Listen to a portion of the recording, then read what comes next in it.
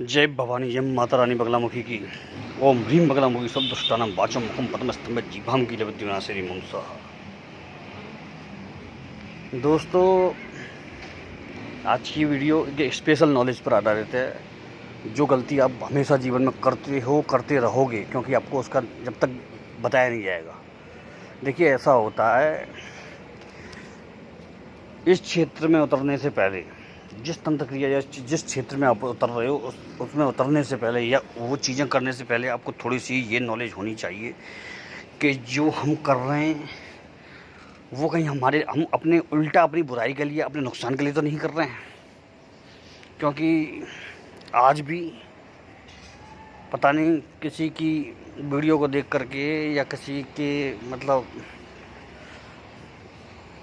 Profile को देख करके फेसबुक वगैरह के, ये प्रश्न मेरे पास बहुत लोगों के द्वारा आया है आज कि गुरुजी, घर का बंधन क्या हर कोई कर सकता है? घर का कीलन हर कोई कर सकता है, और घर का कीलन करने के बाद नेगेटिव शक्तियाँ घर में नहीं घुसती हैं कि नहीं घुस जाती हैं? देखिए, इसमें मैं एक चीज़ आपको बताना चाहता हूँ, बहुत अच्छी तरह से कान खोल करके सुन लीजिए इस बात को, कि यदि आप इसके अच्छे जानकार नहीं हैं, समर्थ नहीं है इस चीज़ को करने में, और आपने कोई बड़ी क्रिया या सुरक्षा क्रिया बड़ी वाली नहीं की है, तो कभी भी घर का बंधन या कीलन मत करना गलती से भी। क्योंकि ये क्रिया पे डबल क्रिया होती है, ध्यान रखना। डबल क्रिया का मतलब समझते हैं? घर का बंधन डबल क्रिया है, यानी कि पहले तो घर से नेगेटिव शक्तियों को बाहर निकाला जाता है, ये पहली क्रिया, और दूसरी क्रिया घर का कीलन किया जाता है, और तीसरी क्रिया जो खास लोग जानते हैं, हम जैसे जो ज़्यादा इस क्षेत्र में पुराने हैं, उसको परमानेंट करना। याद रखिएगा, यदि आपने केवल घर का बंधन करके छोड़ दिया तो जो एनर्जी अंदर फंस गई है, जो खतरनाक चीज़ अंदर रह गई है, जो नेगेटिव वाइब्रेशन आपके घर में रह गई है, वो आपका जीना दूभर कर देंगी। ये कई जगह पे से ये केस मेरे पास आए हैं कि उन्होंने कहीं से ले करके और घर की सुरक्षा का मंत्र कर दिया, घर का बंधन कर दिया उन्होंने कोई चीज़ बना करके, और उसके बाद वो बहुत परेशान हो गए। तो याद रखिएगा, ये पहली क्रिया तो होती है घर की सफाई करना। सफाई करने का बाद ही घर में रंग और पुताई करी जाती है। नहीं कि पहले पुताई की जाती है फिर ऐसा नहीं होता है। पहले सफाई करिए, फिर पुताई करिए, और फिर सफाई करिए, ये होता है, ध्यान रखिएगा। तो कभी भी अनाड़ीपने में ऐसी क्रिया नहीं करनी चाहिए जिससे कि हमें जानकारी ना होने की वजह से दुष्परिणाम हो जाए। याद रखिए, ऐसी क्रिया तो कोई भी बता देगा बैठ करके, लेकिन जब तक किसी को प्रैक्टिकल नॉलेज ना हो और उसने कम से कम 1500 बार इस चीज़ का अभ्यास न किया हो, वो क्रिया सफल हो ही नहीं सकती। क्योंकि ये छोटी क्रियाओं में नहीं होती, ध्यान रखना, ये बड़ी क्रियाओं में आती है। घर बंधन, नेगेटिव एनर्जी को हटाना। आप क्या समझ रहे हैं? आप ये समझ रहे हैं किसी भी चीज़ को इतनी आसानी से हटाया जा सकता है? कभी नहीं। अगर आप इस चीज़ को कर रहे हैं तो भूल में हैं आप। अगर किसी ने किसी जगह पे कोई बंधन, अब मैं एक आपको वो देता हूँ, एक आपको अनुभव वाले ज्ञान देता हूँ थोड़े से। किसी जगह गए, हमने बंधन बांध दिया, और बंधन बांध दिया ये देख करके कि कोई चीज़ नहीं है, मेरे को बिल्कुल क्लियर है मामला। बंधन बांध दिया, हमारी क्रिया बिल्कुल सही है अपनी जगह, ठीक है सर, क्योंकि उसमें जगह कोई चीज़ नहीं थी अंदर, लेकिन हमने बंधन बांध दिया। मैं आपको क्रिया के ऊपर पलटवार कैसे होता है वो बता रहा हूँ मैं आपको। ये बहुत जानना ज़रूरी है आप लोगों के लिए, क्योंकि मुझे नहीं लगता कि कोई इतनी बारीकी से आपको समझाएगा क्रिया के ऊपर पलटवार कैसे होता है। बंधन बांधे आया, अलीगढ़ के पास ही बांधे बंधन मैंने बांध दिया, सब कुछ कर दिया। उस बंधन को उस चीज़ ने 3 दिन में काट दिया। कैसे काट दिया? क्योंकि बंधन बांधा गया था सही, मीडियम ताकत वाले मंत्रों से, और वो चीज़ ने 3 दिन बाद उसको काट दिया बंधन को, और उस व्यक्ति को जिसको बचा के आए थे उसको कब्जे में ले लिया दोबारा से। और उसकी ताकत बताऊँ मैं आपको, उसकी ताकत इतनी ज़्यादा थी कि उसके घर में शीशे की खिड़की थी, उस पर शीशे लगे हुए थे, शीशे के वो पूरा चादर थी पूरी ऊपर। तो मित्रों, उस चीज़ ने उस व्यक्ति के पैर को उन शीशों में इस तरह से चिपका दिया था, घर के 7 सदस्य मिलकर के भी उसके पैर को उस शीशे से अलग नहीं कर पाए थे। इतनी ताकत से वो लौटी थी चीज़। ये बात मुझे रात को फिर फ़ोन करके उन लोगों द्वारा बताई गई, तब मैंने उस क्रिया की जो प्रतिक्रिया खतरनाक हुई थी, फिर मैंने अघोर मंत्र से उसको वो करा जो हमारे ठाकुर बाबा का था, तब जाकर के वो चीज़ वहाँ से हटी है। तो मित्रों ये चीज़ ध्यान रखिएगा, हो सकता है कोई ऐसी जबर चीज़ भी होती है जो आपके ये छोटे मोटे जो बंधन है ना, उनको काट करके डबल ताकत से आपके ऊपर अटैक करे। जब हम किसी बदमाश को छेड़ते हैं ना, बदमाश दुगनी ताकत से हथियार लेकर के हमारे ऊपर हमला करता है। तो ये हुआ था, तो मैंने इस चीज़ को कई जगह अनुभव किया। तो ये सफाई, केवल सफाई अलग चीज़ है, वो ज़रूरी नहीं है। वो हमने कर भी ली और बंधन भी बांध दिया, तो बंधन बांधने के बाद भी हमें ये देखना होगा कि वो चीज़ कहीं इतनी ताकतवर तो नहीं है कि उसको काट करके हमारे ऊपर डबल ताकत से अटैक कर दे। इस जगह पर प्रैक्टिकल अनुभव वाले, जिन्होंने बहुत अच्छा खासा अनुभव किया होता है इस क्षेत्र में, वही इसको बताने के हकदार होते हैं और वही इसको करवाने के हकदार होते हैं। बाकी कहीं से लेकर के अगर आपने कर दिया ना, तो लेने के देने पड़ जाते हैं। और एक नहीं, सैकड़ों हज़ारों लोगों के अनुभव आए कि उसके बाद से वो दुखी हो गए बुरी तरह से।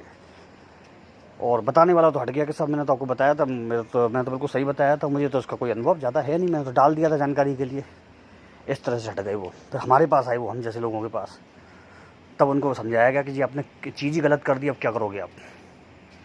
तो बोले हमें तो मालूम नहीं था कि इनको घर में से पहले नेगेटिव चीज़ों को हटाना, सफाई करनी पड़ती है, सफाई करने के बाद फिर बंधन लगाया जाता है। बंधन भी इस तरह से लगाया जाता है कि बहुत मजबूत बंधन हो, क्योंकि छोटी मोटी चीज़ों को तो कोई भी चीज़ रोक देगी, क्या बड़ी चीज़ों को रोकना इतना आसान होता है? छोटी छोटी मतलब बंधनों से, क्रियाओं से।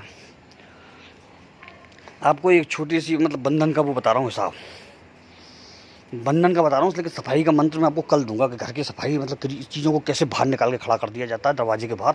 और उसके बाद बंधन का मंत्र मैं पहले बता दे रहा हूँ आपको। एक सावर मंत्र है जिसमें आगे दो तरह के शब्द आते हैं। ओम नमो आदेश भी आता है और सत्यनाम आदेश गुरु को भी आता है। तो जो अनुभव सिद्ध प्रैक्टिकल में वो बता देता हूँ।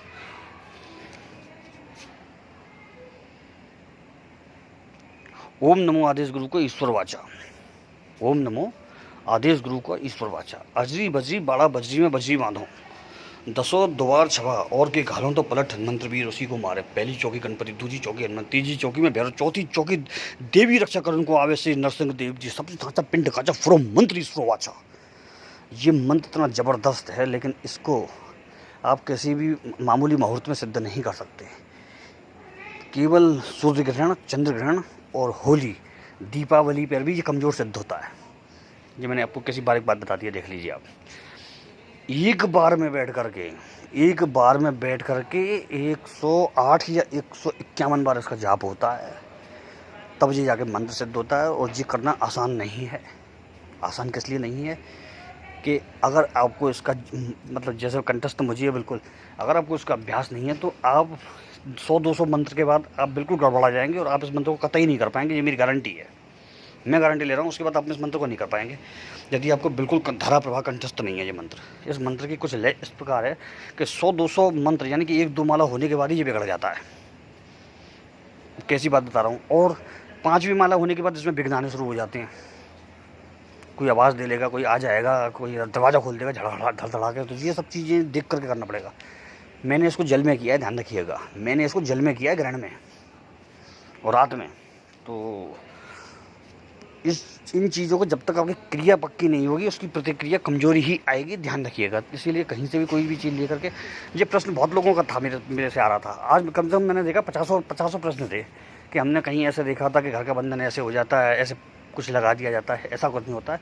और जो मैंने मंत्र बताया ना मित्रों, इस मंत्र से मतलब इस मंत्र की जाप करने के बाद 108 आहुति का फिर हवन होता है पूरी सामग्री के संग।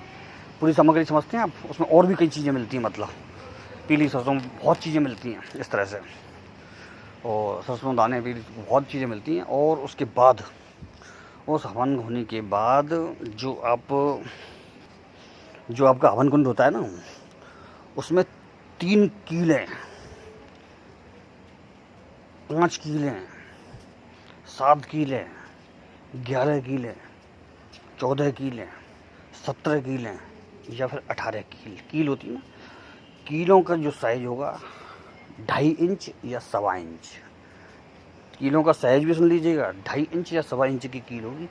और उन कीलों को उस हवन कुंड में जब आपकी 50 आहुतियाँ हो जाती हैं तो उसको गाड़ दिया जाता है। फिर उसके संग ही आहुति चलती है हवन कुंड में, बीच में नहीं ध्यान गाड़ना, ध्यान रखना चारों तरफ गाड़ना घुमा करके, तो तब जा करके ये कीलें सिद्ध हो जाती हैं। गाड़ने से पहले ध्यान रखना इसको गंगा जल में धो करके इसको उसमें गाड़ना, ठीक है। उसके बाद इसको बिल्कुल भी धोआधाई नहीं करनी है। जब हवन कुंड में गाड़ देना उसके बाद निकाल के भी इसमें जो भभूति लगी है, हवन कुंड की जो राख लग गई है उसको लगा रहने दें। भभूत होती है वो, राख नहीं होती है। और उसके बाद इसका यूज किया जाता है। ये तो है बंधन का परफेक्ट मंत्र। अब जितने गेट होंगे उतने गेटों के हिसाब से उन कीलों को अलग निकाल लिया जाएगा। पहले सफाई होगी और फिर ये जो कीलें सिद्ध होंगी ये भी केवल सामान्य दिनों में सिद्ध नहीं होंगी, जो उसी समय सिद्ध होंगी जब ये मंत्र सिद्ध किया जाएगा। समझ गए? कील स्टील की या वैसी नहीं होनी चाहिए, एल्युमिनियम वगैरह की, सीधी सीधी प्योर काले लोहे की होनी चाहिए। उसके बाद जब ये हो जाएगा तो जो भी देवता का नाम आया, आपने देखा 5 देवता का नाम है मंत्र में, 5 देवताओं को 2-2 लड्डू का और 2-2 लौंग लगा करके जोड़े से भोग लगाया जाएगा, ध्यान रखिएगा। तभी ही ये प्रयोग मान्य होगा। अगर हो सके तो 11 कन्याओं को कुछ न कुछ मीठा बाँटें, बहुत उत्तम रहेगा। फिर इस प्रयोग की ताकत आप देख सकते हैं कि हाँ ये प्रयोग है। 5 देवता आपकी मदद को लग जाते हैं। तो ये छोटी सी जानकारी आपको डाली मैंने ताकि आप भी समझें कि करने से पहले 100 बार सोचिए उस चीज़ को।